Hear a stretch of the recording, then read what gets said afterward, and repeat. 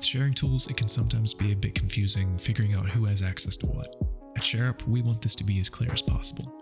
I'm Adam, I'm a designer at Shareup, and today I want to show you how access works in new.space. Let's get into it.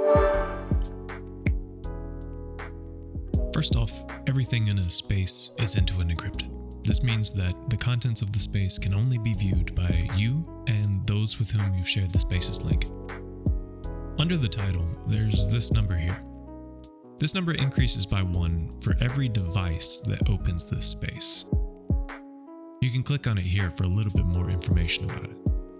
Since there are no account signups happening whenever you create a space, this number isn't always going to be another person joining the space. It could just be another device that opens it. So if I open this on my phone right now, you can see it increases by 1.